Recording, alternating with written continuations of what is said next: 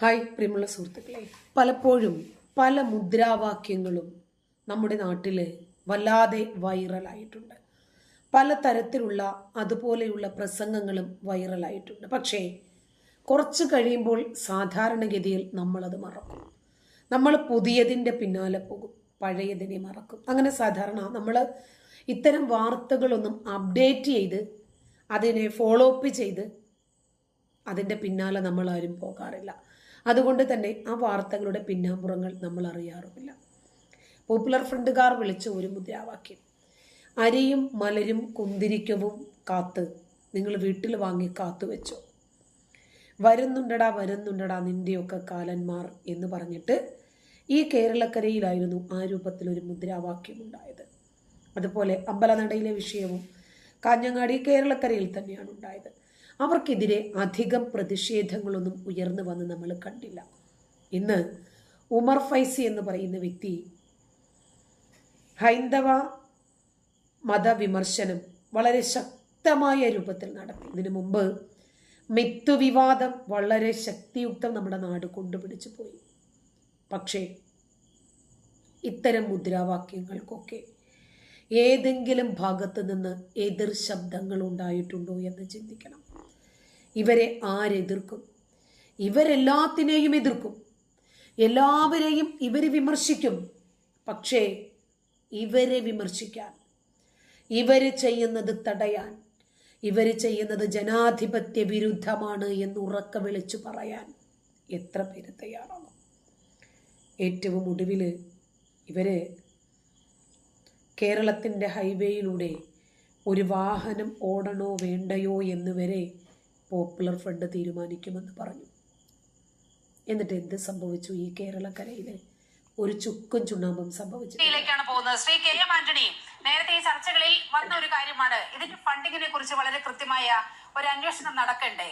ഇതിങ്ങനെ ഒരു സംഘടിതം അല്ലാത്ത ഈ സാഹചര്യത്തിലാണ് സോഷ്യൽ മീഡിയയിൽ മെക്സെവൻ എന്ന രൂപത്തിൽ ഒരു വ്യായാമ മുറ എങ്ങനെയുണ്ടായി, ആരാണിതിൻ്റെ പിന്നിൽ എന്ന രൂപത്തിൽ വല്ലാതെ വളർന്നു വരുന്നു അത്തരത്തിലൊരു ആശയം. ആരാണിതിൻ്റെ പിന്നിൽ? മെക്സെവൻ ജമാഅത്തെ ഇസ്ലാമിയാണ് ഇതിനെ വളർത്തുന്നതെന്നും ബാൻ ചെയ്യപ്പെട്ട പോപ്പുലർ ഫ്രണ്ടാണ് ഇതിൻ്റെ പിന്നിലെന്നും പല രൂപത്തിലുള്ള ആരോപണങ്ങളും ഉയരുമ്പോൾ ശക്തിയുക്തം ആരോപണങ്ങൾ ഉയർത്താനൊന്നും അധികം ആളുകൾ തയ്യാറായിട്ടില്ല എന്നത് നേരെ കേട്ടോ. ആയ ഒരു പ്രവർത്തനത്തിലൂടെയല്ലാതെ ഇത്രയും സിസ്റ്റമാറ്റിക് ആയി 1000 യൂണിറ്റുകൾ വെച്ചുകൊണ്ട് കേരളത്തിനകത്തും പുറത്തുമൊക്കെ 2 വർഷം കൊണ്ട് 1000കണക്കിന് സെന്ററുകൾ ഈ കേരളക്കരയിൽ ഉണ്ടാക്കാൻ മെക്സെവന് സാധിച്ചു. ഒരു റിട്ടയർഡ് ആർമി ഉദ്യോഗസ്ഥനാണ് ഇതിന് തുടക്കം കുറിച്ചത്. മുസ്ലിങ്ങളെ ഫോക്കസ് ചെയ്യുന്നതാണ്. പ്രത്യേക തരം യൂണിഫോം 7 ഇനങ്ങളിലായി 21 സെഗ്മെന്റുകളായി ഒരു ദിവസം 20 മിനിറ്റാണ് വ്യായാമ മുറകൾ. പ്രത്യേകിച്ചൊരു ട്രെയിനർ ഇല്ല. ഈ വരുന്നവർ തന്നെയാണ് ട്രെയിനേഴ്സ്. ജിമ്മിന്റെ മറവിൽ പല രൂപത്തിൽ ഇതുപോലെയുള്ള രാജ്യവിരുദ്ധ പ്രവർത്തനങ്ങളും റിപ്പോർട്ട് ചെയ്യപ്പെട്ട നാടാണ് നമ്മുടെ നാട്. ഓക്കെ, എങ്ങനെ പ്രവർത്തിക്കാൻ കഴിയും? ഇതിൽ വളരെ കൃത്യമായ ഒരു അന്വേഷണം അടുത്ത ദിവസങ്ങളിൽ തന്നെ നമ്മൾ പ്രതീക്ഷിക്കേണ്ടതല്ലേ? സംബന്ധിച്ചിട്ടുള്ള വിവരങ്ങൾ വിശദമായിട്ട് നമുക്ക് കിട്ടിയിട്ടില്ല ഇതുവരെ. കാരണം ഇത് ഏത് രീതിയിൽ പണം ചെലവഴിക്കുന്നു, അല്ലെങ്കിൽ ഇവർ നടത്തുന്ന പരിപാടികൾക്ക് എത്രമാത്രം പണത്തിന്റെ ചെലവ് വരുന്നുണ്ട്, അല്ലെങ്കിൽ പണത്തിന്റെ ധാരാളിത്തം നടക്കുന്നുണ്ടോ, അല്ലെങ്കിൽ അത് എന്താണ് ഒരു ഫണ്ടിങ്, ബൃഹത്തായ ഒരു ഫണ്ടിങ്ങിന് ആവശ്യമുള്ള സംവിധാനമാണോ എന്നുള്ളത് നമ്മൾ ആദ്യം മനസ്സിലാക്കണം. അതിനുശേഷം മാത്രമേ നമുക്ക് അതിലേക്ക് കടക്കാൻ സാധിക്കൂ. ഒരു കാര്യം വ്യക്തമാണ്, നമുക്കറിയാം തീവ്രവാദികൾ എന്ന് പറയുന്നത് നമ്മൾ കണ്ടുകൊണ്ടിരിക്കുന്നതാണ്. അത് നിഷ്കളങ്കരും നിരപരാധികളുമായ ആളുകളെ മുന്നിൽ പരിചയമായി എത്തിക്കൊണ്ടാണ് അവരുടെ പ്രവർത്തനങ്ങൾ മുന്നോട്ട് പോകുന്നത്. ആ രീതിയിലുള്ള ഒരു പ്രവർത്തനത്തിന്റെ ശ്രമമാണോ ഇതിൽ ഈ മെക്സെവൻ എന്ന് പറയുന്നതിൽ നടക്കുന്നത് എന്നുള്ളത് കേരള പോലീസും അതുപോലെ തന്നെ കേന്ദ്ര ഏജൻസികളും ശക്തമായിട്ട് അത് പരിശോധന നടത്തി കണ്ടെത്തുവാനും അതിനെ അടിച്ചമർത്താനും ഉള്ള പ്രാപ്തിയുള്ള പോലീസാണ് നമുക്കിപ്പോ നിലവിലുള്ളത്. അതുകൊണ്ട് ആ തീവ്രവാദത്തിന്റെ അടിസ്ഥാനത്തിലുള്ള അക്രമങ്ങളോ കൊലപാതകങ്ങളോ നമ്മൾ ആദ്യമായിട്ടല്ല കാണുന്നത്. ഇവർ തുടക്കമാണ്, ഇവര് തുടങ്ങുന്നതേ ഉള്ളൂ എന്നാണ് നമ്മൾ മനസ്സിലാക്കുന്നത്. അല്ലെങ്കിൽ ആ രീതിയിൽ തുടങ്ങിക്കൊണ്ടിരിക്കുന്നതേ ഉള്ളൂ. അപ്പൊ അത് അതിനെ എന്നതാണ് എനിക്ക് പറയാനുള്ളത്. എന്താ വെച്ചാൽ ഇവരുടെ ഈ പോപ്പുലർ ഫ്രണ്ടിലെ അവർ സ്ഥിരം ഉപയോഗിച്ചിരുന്ന സ്ലോഗനാണ് ഈ അഭ്യാസ പ്രകടനങ്ങളുടെ ലാസ്റ്റ് ഈ സംഘടന ഉപയോഗിക്കുന്നത്. അതാണ് ഇതിനെ സംശയത്തിന് മുന്നിൽ നിർത്താനുള്ള മുഖ്യ കാരണം. തീർച്ചയായിട്ടും അങ്ങനെ ഉണ്ടെങ്കിൽ ഇതെന്താണ് എന്നുള്ളത് ഉടൻ തന്നെ മനസ്സിലാക്കേണ്ടതുണ്ട്. ശ്രീ ഉല്ലാസ് ബാബു, ഇങ്ങനെ SDPI ഒക്കെ വലിയ രീതിയിൽ വിമർശിക്കുന്നുണ്ട് ശ്രീ റെജി ലൂക്കോസ്. എങ്കിൽ കോട്ടാങ്ങൽ പഞ്ചായത്ത് ഭരണം അവിടെ SDPIയുമായി ചേർന്നാണ്. ഒന്ന് ഇരാറ്റുപേട്ടയിൽ CPM SDPI ഒരുമിച്ച് ഭരിക്കുകയാണ്. ഇവിടെയൊക്കെ മലപ്പുറത്ത് SDPIയും CPM പിന്തുണയോടെ ഭരിക്കുന്ന ചില പഞ്ചായത്തുകളുണ്ട്. ഇവിടെയൊക്കെ പിന്തുണ പിൻവലിക്കണ്ടേ? ഇത്തരത്തിൽ പോപ്പുലർ ഫ്രണ്ടിനെതിരെ കടുത്തൊരു മൊഴിയുമായി മോഹൻ മാസ്റ്റർ വന്ന സ്ഥിതിക്ക് ഈ പഞ്ചായത്തുകളിലേക്ക് പിന്തുണ CPM പിൻവലിക്കേണ്ടതല്ലേ?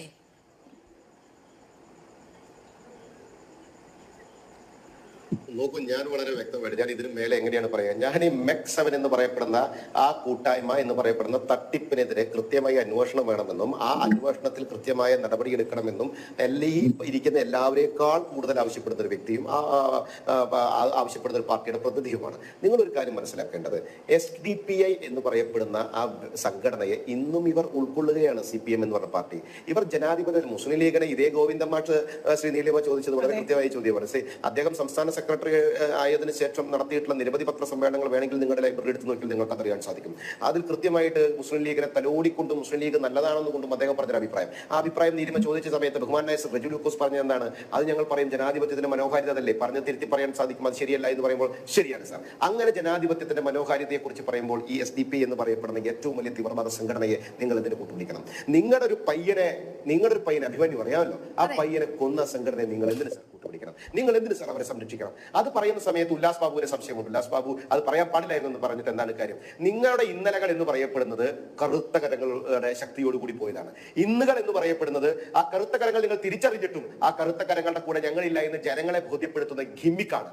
നാളുകൾ എന്ന് പറയപ്പെടുന്നത് വീണ്ടും അധികാരത്തിലെത്താൻ ഏത് വിഭാഗത്തെയും കൂട്ടുപിടിക്കാൻ ഞങ്ങൾക്ക് ഒരു മടിയില്ല എന്ന് പറയുന്ന ഒരു സന്ദേശമാണ്. സാർ, ഞങ്ങൾ നിങ്ങളോട് പറയുന്നത്, നിങ്ങളുടെ രാഷ്ട്രീയത്തിൽ നിങ്ങൾ കൃത്യമായി ഈ സാമൂഹികപരമായിട്ടുള്ള വിപത്തുകളെ നേരിടാൻ നിങ്ങൾ തയ്യാറാണ് എങ്കിൽ ആദ്യം നിങ്ങൾ നിങ്ങളുടെ രാഷ്ട്രീയ പാർട്ടി എടുത്ത തീരുമാനങ്ങളിൽ വരുത്തേണ്ട വ്യതിയാനങ്ങൾ വരുത്താനുള്ള ഉത്തരവാദിത്ത ബോധം നിങ്ങളുടെ സർക്കാരും സംഘടനയും കാണിക്കണം. അതാണ് പ്രതീക്ഷിക്കുന്നത്. സമയക്കുറവ് മൂലം, സമയപരിമിതി മൂലം ഈ ചർച്ച, അതായത് ആര് ഭരിച്ചാലും സാരമില്ല, ഞങ്ങൾക്കായിരിക്കണം മുൻഗണന, മുൻ സീറ്റ് ഞങ്ങൾക്ക് വേണം, പിൻ സീറ്റിൽ നിങ്ങൾ ഇരുന്നോ എന്ന രൂപത്തിലാണ് ഇവർ മുന്നോട്ട് പോകുന്നത്.